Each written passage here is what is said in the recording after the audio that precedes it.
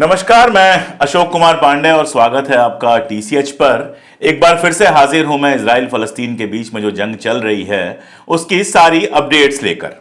सबसे बड़ी खबर जो आई है वहां से ही शुरुआत करना पड़ेगा। यूनाइटेड नेशंस सिक्योरिटी काउंसिल ने 4-4.5 महीने के बाद 30,000 से ज्यादा फलस्तीनियों के मारे जाने के बाद, 5,000 से ज्यादा बच्चों के मारे जाने के बाद फाइनली एक प्रपोजल एक्सेप्ट किया है, एक प्रपोजल पास किया है जो सीज फायर की बात कर रहा है, जो सीज फायर के लिए है, जिसमें इमीडिएटली यानी कि तुरंत गजा के अंदर युद्ध रोके जाने की बात है। मैं आपको बता दूं कि यह अपील नहीं होती, यह बाइंडिंग होती है। यूनाइटेड नेशन सिक्योरिटी काउंसिल में जब कोई प्रस्ताव बहुमत से पास हो जाता है तो वो उसके सभी मेंबर्स के लिए बाइंडिंग होती है।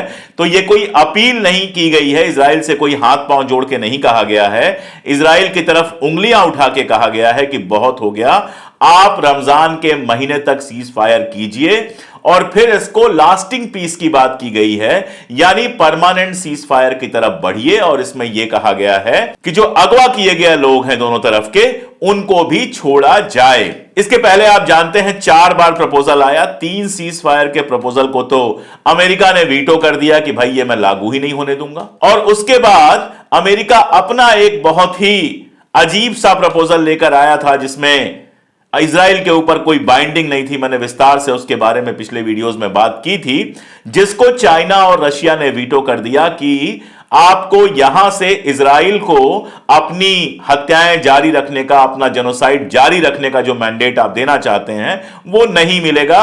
चीन और रशिया दोनों सिक्योरिटी काउंसिल के परमानेंट मेंबर हैं और आप जानते हैं कि इस जंग में दोनों ने फलस्तीन का साथ दिया है, फलस्तीन के साथ खड़े दिखाई दिए हैं और दोनों ने उस पर रोक लगा दी थी। कल जो प्रपोजल आया और पास हुआ वो लगभग सारे लोगों ने उसके पक्ष में वोट दिया। इंग्लैंड जैसे देश ने जो वैसे तो, जर्मनी जैसे देश ने जो वैसे तो लगातार इजराइल का सपोर्ट करते रहे हैं, उन्होंने भी कल सीज फायर वाले प्रपोजल पर वोट पक्ष में दिया। अमेरिका ने पक्ष में तो वोट नहीं दिया लेकिन वो अब्स्टेन कर गया, यानी उसका इशारा साफ था कि इस प्रपोजल को वो रोकना नहीं चाहता है। तो ये बहुत बड़ा चेंज है। जो अमेरिका, जो इंग्लैंड और जो बाकी सारे देश लगातार इजराइल के साथ खड़े थे, कम से कम इस प्रपोजल के मामले में उन्होंने इजराइल का साथ नहीं दिया। और इसके तुरंत बाद इजराइल के नेतन्याहू रूठे हुए फूफा जी हो गए और इजराइल का एक delegation, high level delegation America जाने वाला था, उन्होंने रोक लगा दी कि अब यह डेलीगेशन नहीं जाएगा। मतलब अपना एक विरोध वहां पर स्पष्ट कर दिया कि हम अमेरिका के इस डिसीजन से नाराज हैं कि उसने सीज फायर को वीटो करके रुकवाया नहीं और सीज फायर के प्रपोजल को पास हो जाने दिया। तो आज हम थोड़ा देख लेते हैं कि इसके पीछे खेल क्या है, नाटक सारा क्यों चल रहा है, क्या सीज फायर का प्रपोजल है और इसका क्या असर पड़ सकता है गजा और फलस्तीन के अंदर। सबसे बड़ा सवाल तो यह कि क्या इसके बाद वाकई जंग रुक जाएगी या इजराइल अभी तक जैसे आईसीसी से लेकर तमाम सारे संगठनों को किनारे करके अपनी वाली करता रहा है वही करता रहेगा। रफा में क्या होगा, यह सारे बड़े सवाल हैं जिन पर आज हम बात कर रहे हैं।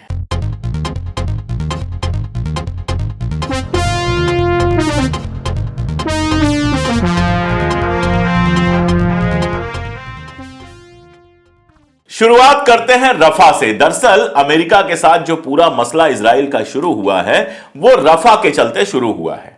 इसके पहले मैं ये बात आपको बता दूं कि अमेरिका और जर्मनी 2 ऐसे देश हैं जिन्होंने सबसे ज्यादा हथियार बेचे हैं इजराइल को, जो हथियार फलस्तीनियों की हत्या में, फलस्तीनियों को मारने में इस्तेमाल हुए हैं। यह बात अंडरलाइन कर लेनी चाहिए, यह बात नोट कर लेनी चाहिए कि इजराइल ने जो वहां पर लहू बहाया है फलस्तीनियों का, जो मासूम बच्चों को मारा है, जो वहां के औरतों को मारा है, वहां के मकान तबाह किए हैं, वहां के शहरों को तबाह बर्बाद किया है, वो अपने हथियारों से नहीं, उसका सबसे बड़ा हिस्सा अमेरिका से आया है, दूसरे नंबर पर जर्मनी से आया है। अभी बीच में जब मैं एक इजरायली अखबार पढ़ रहा था, जेरूसलम पोस्ट पढ़ रहा था, तो उसमें एक न्यूज छपी थी जिसको देखकर मेरा माथा ठनका।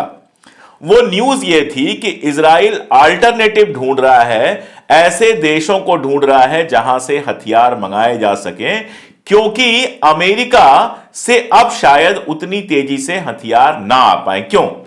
अमेरिका के पास हथियारों की कमी नहीं हो गई है। अमेरिका के पास हथियार कभी खत्म नहीं होते हैं, वो सारी दुनिया में हथियार भेजता रहता है, आग लगाता रहता है। रफा वाले मामले को लेकर बाइडेन और नेतन्याहू के बीच में लगातार नोकझोंक चल रही थी। अभी तक जो कुछ हुआ वो सब तो बाइडेन आंख मूंद के देखता रहा, कोई ध्यान नहीं गया। लेकिन रफा के मामले में अमेरिका में एक माहौल पूरा बना कि जिस तरह से रफा पे हमला करने की बात बेंजामिन नेतन्याहू कर रहा है, पहले तो यह शर्त रखी गई कि वहां के जो लोग हैं उनको बाहर निकाला जाए। फिर यह देखा गया कि किसी भी हालत में उनको बाहर निकाल पाना मुमकिन नहीं है। अभी भी जब हाई लेवल डेलीगेशन वहां जा रहा था तो अमेरिका के जो ब्लिंकन साहब हैं, किर्बी साहब हैं, ये लोग यही कह रहे थे कि हम अल्टरनेटिव रास्ते बताएंगे रफा को खाली कराने के। यानी रफा को खाली करके उसको तबाह बर्बाद कर देने से उनको कोई दिक्कत नहीं थी। लेकिन जिस तरह से लोग मारे गए हैं पूरे फलस्तीन में, उसके बाद रफा में जहां तकरीबन 15 लाख लोग छोटे से इलाके में हैं, टेंट लगे हुए हैं, वहां अगर इजराइल फुल फ्लेज आसमानी हमला करता तो शायद 30,000 लोग जो अभी तक मारे गए हैं इनकी संख्या डबल हो जाती। और अमेरिका नहीं चाहता था कि पूरे अमेरिका में, पूरी दुनिया में जिस तरह से लगातार विरोध हो रहा था, इलेक्शन में बाइडेन को ऐसा लग रहा है कि इसकी वजह से काफी नुकसान हो सकता है, तो अमेरिका लगातार यह प्रेशर बना रहा था कि रफा में अगर तुमने हमला किया तो हम हथियार देने के बारे में दोबारा सोचेंगे। यहां तक कि सेनेट के अंदर कुछ डेमोक्रेटिक सदस्यों ने, यानी इनकी पार्टी के अपने लोगों ने यह प्रस्ताव रखा था कि अगर रफा में यह हमला करता है तो हम हथियारों को भेजना बंद कर दें, ऐसी शर्त लगाएं। कमला हैरिस, जो काफी लंबे समय तक इस मुद्दे पर कुछ नहीं बोलती थी, उनका भी एक बयान आया था कि अगर रफा पर हमला करता है इजराइल तो उसके साथ जो हमारा समझौता है उसको दोबारा सोचना पड़ेगा। हालांकि इन सबके बीच अमेरिका के सेनेट में एक ऐसा प्रपोजल पास हुआ है जिसके बारे में सुन के आप समझ जाएंगे अमेरिका की असली नीयत क्या है। प्रपोजल यह पास हुआ है कि पैलेस्टीनियन अथॉरिटी, जिसको अमेरिका मान्यता देता है, अगर वो इंडिपेंडेंट फलस्तीन के लिए कोशिश करेगा तो उसको जो पैसे दिए जाते हैं वो बंद कर दिए जाएंगे। अगर वो यूनाइटेड नेशंस की मेंबरशिप के लिए बात करेगा तो ये पैसे बंद कर दिए जाएंगे। और अगर वो इंटरनेशनल क्रिमिनल कोर्ट में किसी तरह से भी इजराइल को ले जाने की कोशिश करेगा तो भी उसके पैसे बंद कर दिए जाएंगे। आप समझ सकते हैं कि यह सीधी धमकी है कि जो तुम्हारे साथ हो रहा है चुपचाप बर्दाश्त करो, अगर आगे बढ़ोगे तो तुम्हारे पैसे रोक दिए जाएंगे, तुम्हारे लिए सरवाइव करना मुश्किल हो जाएगा। उधर हालत यह है कि फलस्तीनी जो टैक्स देते हैं वो भी उनके पास नहीं पहुंच पाता है, इजराइल उसको भी रोकता है, तो उनके लिए सरकार चलाना, जो छोटी मोटी सरकार चला रहे हैं वो चलाना भी असंभव हो जाएगा। तो एक तरफ तो अमेरिका ये प्रेशर बनाता है, दूसरी तरफ यह कहता है कि रफा में तुम हमला मत करो, अगर रफा में हमला करोगे तो हम इजराइल को पैसे देना और इजराइल को जो हथियार भेजते हैं उस पर दोबारा सोचेंगे। इस तरह से प्रेशर लगातार बनाया जा रहा था। और यह प्रपोजल आने के बाद भी किर्बी ने जब इस बात पर रिएक्ट किया, जॉन किर्बी ने जब इस बात पर रिएक्ट किया कि इजराइल अपने डेलीगेशन को नहीं भेज रहा है और वापस बुला रहा है, तो उसने कहा कि बाकी सब ठीक है, लेकिन रफा के मामले में हम अपने स्टैंड पर बिल्कुल कायम हैं कि अगर रफा पर वो हमला करता है तो हम अपनी जो मदद है, इमदाद जो हमारी है, वो रोक दे। असल में इस पूरे मामले में असल में कोई हीरो है, कोई असली हीरो है जिसने हमेशा फलस्तीन का साथ दिया है, जिसने हमेशा फलस्तीन में मारे गए लोगों के फेवर में बोला है, तो वो है यूनाइटेड नेशंस के चीफ एंटोनियो गुटेरेस। मैंने भी बहुत लंबे समय से देखा है यूनाइटेड नेशंस को, बहुत लंबे समय से इंटरनेशनल न्यूज़ को फॉलो किया है, लेकिन एंटोनियो गुटेरेस जैसा शानदार यूनाइटेड नेशन चीफ मैंने आज तक नहीं देखा है। गुटेरेस साहब ऐसे यूनाइटेड नेशन के चीफ हैं जो खुद गए रफा में, वहां जाकर देखा और फोटो लगाई अपने खुद के सोशल मीडिया अकाउंट पे कि सैकड़ों ट्रक लगे हुए हैं जिनमें इमदाद के सामान हैं और इजराइल उनको फलस्तीनियों तक नहीं पहुंचने दे रहा है। रोजा रखा, मुसलमान नहीं है वो, एक दिन का रोजा रखा उन्होंने वहां के लोगों के समर्थन में कि फलस्तीनियों को जितनी तबाह बर्बादी झेलनी पड़ रही है, रमजान के दिनों में जिस तरह से भूखा रहना पड़ रहा है, भूख से मरना पड़ रहा है, वो सारी दुनिया तक वो खबर पहुंच सके, इसके लिए उन्होंने खुद रोजा रखा। और वो लगातार प्रेशर बना रहे थे कि इजराइल को यह कहा जाए कि इमदाद का सामान, वो जरूरी सामान जो है वो लोगों तक पहुंचने दे और वहां पर सीज फायर किया जाए। और उनकी वजह से यह हुआ कि यूनाइटेड नेशंस जो है वो पूरी तरह से खड़ा हुआ फलस्तीन में इमदाद पहुंचाए जाने के पक्ष में। इसके बदले में इजराइल ने क्या किया? इजराइल ने कहा कि जो UNRWA है और बाकी यूनाइटेड नेशंस के संगठन हैं, उनको हम इमदाद लेकर जाने की इजाजत नहीं देंगे। असल में जब आपके ऊपर पागलपन चढ़ता है तो आप बहुत सारी ऐसी चीजें कर जाते हैं जिसके बारे में आपको पता नहीं होता है कि पलट करिए आपको ही नुकसान पहुंचाने वाली हैं। नेतन्याहू ने यह जो किया कि यूएनआरडब्ल्यूए को और बाकी सबको हम इमदाद लेकर नहीं जाने देंगे, उससे पूरी दुनिया में यह क्लियर हो गया कि असल खेल यह है कि यह फलस्तीनियों को भूखा मारना चाहता है कि वो इतने मजबूर हो जाएं कि खुद से कहें कि हम फलस्तीन से बाहर निकलकर चले जाएंगे। और यहां से ही सारी दुनिया का मूड बदलना शुरू होता है और यूएनएससी में जब सिक्योरिटी काउंसिल में यह प्रस्ताव आता है जिसमें इमदाद की बात भी शामिल है, तो सारे मुल्क जो हैं वो फलस्तीन के फेवर में वोट देते हैं, इजराइल के खिलाफ वोट देते हैं। तो एंटोनियो गुटेरेस साहब का जो ये रोल है, एक तो ये इंपॉर्टेंट है, दूसरा एक और बहुत इंपॉर्टेंट चीज है। रशिया के अंदर आप जानते हैं कि एक आतंकवादी हमला हुआ जिसमें 100 के आसपास लोग हलाक हुए। रशिया पहले कहा गया कि यह आईएसआईएस के लोग हैं। हिंदुस्तान के अंदर भी आईएसआईएस यानी मुसलमान कहकर तमाशा शुरू करने की कोशिश की गई, लेकिन पुतिन ने बहुत साफ साफ कहा कि इसमें यूक्रेन का हाथ है और जिन लोगों को पकड़ा गया है उनके रिश्ते यूक्रेन के साथ हैं। अमेरिका ने तुरंत कहा कि नहीं, यूक्रेन का इसमें कोई रोल नहीं है। पुतिन ने सवाल पूछा, या फिर पुतिन के जो लोग हैं यूएन में, जो रिप्रेजेंटेटिव्स हैं, उन्होंने सवाल पूछा कि जब कोई जांच ही अभी तक नहीं कराया अमेरिका ने, तो उसको कैसे पता है कि यूक्रेन के लोगों ने हमला नहीं किया था या इसमें यूक्रेन का रोल नहीं है। और सिर्फ यूक्रेन का नाम नहीं लिया, मोसाद जो इजराइल की एजेंसी है, स्पाई एजेंसी है, उसका भी नाम आ रहा है कि इस हमले में मोसाद का भी रोल हो सकता है। रशिया के साथ पहले ही तनातनी का रिलेशन चल रहा था। रशिया फलस्तीन को खुला समर्थन दे ही रहा है। उसमें यह घटना हो गई और उसके बाद पुतिन ने कहा कि हम यूक्रेन को ऐसा सबक सिखाएंगे कि वो याद रखेंगे। नाटो के जो चीफ हैं वो लगातार कह रहे हैं कि नाटो आप जानते हैं अमेरिका और उसके सरपरस्त मुल्कों का संगठन है, कि नाटो सीधे सीधे उतरेगा यूक्रेन के मामले में पुतिन के खिलाफ लड़ाई लड़ने के लिए या रशिया के खिलाफ लड़ाई लड़ने के लिए। यानी एक वर्ल्ड वार जैसी सिचुएशन बन रही है जिसमें अमेरिका और यूरोप के दो देश जो हैं वो रशिया के साथ लड़ाई करेंगे, जंग करेंगे। तो अब अगर वो जंग होगी तो उसमें हथियार भी खर्च होंगे, पैसे भी खर्च होंगे। एक साथ दो जगह जंगें करा पाना या लगातार उसको सपोर्ट करते रह पाना अमेरिका के लिए पॉसिबल नहीं है। इसीलिए आप देखेंगे कि अमेरिका भर में यह माहौल बनाया गया, एकदम चेंज किया गया कि इजराइल अब बहुत हद कर चुका है, अब उसको रोकना होगा। यहां तक कि ट्रंप जो इजराइल का खुला समर्थन कर रहे थे, उनका बयान भी आ गया कि इजराइल पर जो हमला हुआ था 7 अक्टूबर को, उसके बाद इजराइल ने जो कुछ किया वो तो ठीक था, मैं होता तो मैं भी करता, लेकिन अब हद हो रही है, अब इजराइल को रोकना चाहिए। और पर्दे के पीछे इजराइल धीरे धीरे सीज फायर के लिए तैयार होना शुरू कर चुका है, लगभग तैयार है। इजराइल के अखबारों में बयान है कि हम 800 लोगों को 40 लोगों के बदले छोड़ने को तैयार हैं। यानी हमास 40 लोगों को छोड़ेगा, इस 40 इजरायलियों जिनको अगवा किया हुआ है, बेसिकली औरतें जो अगवा हैं उनको छोड़ेगा पहले, और उसके बदले में 800 ऐसे लोगों को इजराइल छोड़ेगा जिनको उसने गिरफ्तार करके रखा हुआ है। इस पर वो तैयार पहले ही हो चुका है और उसको पता है सीज फायर होना है। ये जो नाटक कर रहा है बेंजामिन नेतन्याहू, ये इसलिए कर रहा है कि अपने लोकल लोगों को, अपने देश को यह दिखाना है कि हम झुक नहीं रहे हैं, हम नाराज हैं। यह सारा कुछ नेतन्याहू को कायदे से पता था कि अब हम उस लिमिट पे पहुंच चुके हैं जहां यह सब नहीं हो सकता। और जो आईएसआईएस वाला नाटक है वो भी खुल के सामने आ गया।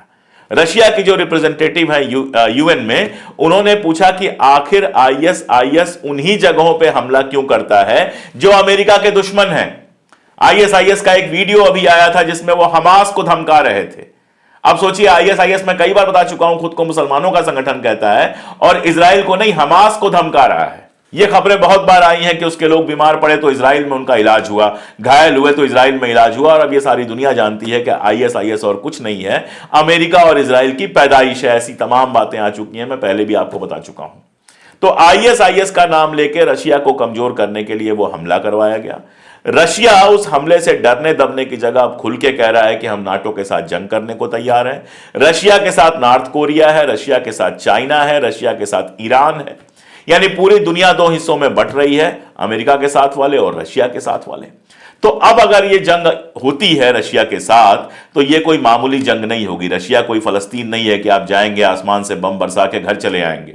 आप 4 बम बरसाएंगे तो बदले में वो 8 बम बरसाएगा। तो वहां की लड़ाई बहुत बड़ी होने वाली है। और वहां की बड़ी लड़ाई के लिए जितने पैसे की, जितने हथियारों की और बाकी सबकी जरूरत है, उनको और इजराइल को दोनों को एक साथ सप्लाई करने की कंडीशन में नहीं है यूएसए, और साथ में यूएसए के अंदर और सारी दुनिया के भीतर इजराइल की जिस तरह से इमेज खराब हुई है उसका असर न केवल वहां पर बल्कि ब्रिटेन और बाकी मुल्कों के इलेक्शंस पर भी पड़ने की पूरी संभावना है। मैं आपको कई बार बता चुका हूं। तो अपना चेहरा छुपाने के लिए, अपना बदनुमा चेहरा छुपाने के लिए यह सीज फायर की बात की जा रही है। हमास ने इसको वेलकम किया है, लेकिन यह कहा है कि जो टॉक चल रही है, जो बातचीत चल रही है, वो तभी किसी सिरे पर पहुंचेगी जब परमानेंट सीज फायर की बात होगी, जब गजा में से इजराइल अपनी पूरी सेना हटा लेगा। अब बातचीत चल रही है, बातचीत कहां तक पहुंचती है ये देखने वाली बात होगी। फिलहाल तो सीज फायर हुआ है और असली सवाल यह है कि क्या सीज फायर के बाद इजराइल जंग रोक देगा। हम नेगेटिव से शुरू करते हैं कि इजराइल मान लीजिए जंग नहीं रोकता है, हालांकि अभी तक ऐसा कोई बयान आया नहीं है, लेकिन मान लीजिए नेतन्याहू का यह बयान आता है कि हम इसके बावजूद जंग जारी रखेंगे, तो इसका असर क्या होगा। पहला असर तो यह होगा कि जो यूरोपीय मुल्क हथियार भेज रहे हैं उनको हथियार भेजना बंद करना होगा। मैं पहले ही बता चुका हूं कि स्वीडन, इधर कनाडा और कई मुल्कों ने हथियार भेजना बंद कर दिया है। अमेरिका को भी फाइनली हथियार भेजना बंद करना होगा, अगर यूएन का चेहरा भी बनाकर रखा हुआ है। पहली बात। दूसरी बात, उसके बाद बहुत सारे देश इस बात पे मजबूर होंगे कि इजराइल के साथ डिप्लोमेटिक रिश्ता खत्म कर दें। गुटेरस साहब ने बहुत साफ कहा है कि अगर इजराइल सीज फायर के लिए नहीं मानता है तो इसके बहुत खराब परिणाम होंगे। एक परिणाम यह भी हो सकता है यूनाइटेड नेशन से उसकी जो मेंबरशिप है वो कैंसिल कर दी जाए, यानी पूरी दुनिया में वो अलग थलग पड़ सकता है, उसके ऊपर सैंक्शन लग सकते हैं, हथियार उसके पास मिलना बंद हो सकता है और मोरली वो बहुत नीचे आ सकता है। इजराइल में वैसे ही नेतन्याहू के खिलाफ माहौल है, वैसे ही वहां की इकॉनमी चौपट हो रही है, और अगर ये सब हुआ तो इसको झेल पाना बहुत मुश्किल हो जाएगा। एक और बड़ी वजह यह है कि इजराइल के अखबारों में छपी रिपोर्ट बताती है कि अगर सीज फायर के लिए इजराइल तैयार नहीं होता है तो हूथी के हमले बहुत तेज हो जाएंगे, जिनको झेलना आसान नहीं होगा। साथ में आप जानते हैं कि हिजबुल्लाह के साथ जो उसकी जंग चल रही है वो भी लगातार चल रही है। अगर सीज फायर नहीं होगा तो हिजबुल्लाह के साथ भी उसकी जंग नहीं रुकेगी। तो इजराइल भी इस बात को जानता है कि दुनिया के कई बड़े मुल्क उसके खिलाफ हो चुके हैं, पूरी दुनिया में अवाम में एक माहौल बना है इजराइल के खिलाफ। इधर हिजबुल्लाह और हूथी लगातार हमले कर रहे हैं, हमास कहीं से कमजोर पड़ता हुआ नहीं दिख रहा है।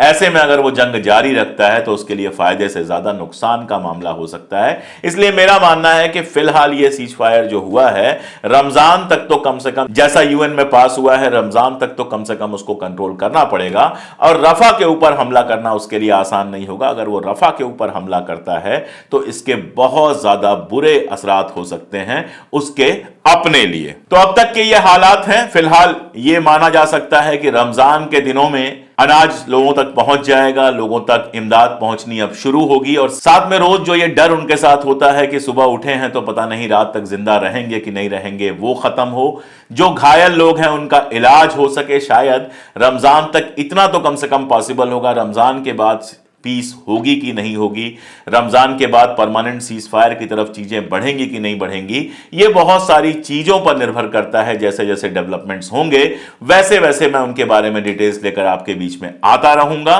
आप अगर हमारे साथ जुड़ेंगे, आपको अगर लगता है कि हमारी बातें सही हैं और दूर तक पहुंचती हैं, आपको अगर लगता है कि जब चारों तरफ चुप्पी है तो फलस्तीन के हक में जो हम आवाज उठा रहे हैं वो दूर तक पहुंचनी चाहिए, तो हमारी ताकत बने। हम पहले भी बता चुके हैं, 3 रुपए रोज से भी कम पे आप हमारी मेंबरशिप ले सकते हैं। आप हमें सीधे फाइनेंशियल हेल्प कर सकते हैं। जो हमारा पहला पिन कमेंट होता है उसको खोल के देखें या डिस्क्रिप्शन को, वहां सारे डिटेल्स हैं। और अगर ये सब नहीं मुमकिन है तो कम से कम चैनल को सब्सक्राइब तो कर ही सकते हैं और वीडियोस को अपने दोस्तों तक भेज सकते हैं, क्योंकि आप हमारी ताकत बनेंगे तभी हम में यह हिम्मत रह पाएगी कि हम कैमरे और सत्ता की आंख में आंख डालकर लगातार हक की बात कर सके, सच कह सकें। आज के लिए इतना ही, बहुत शुक्रिया।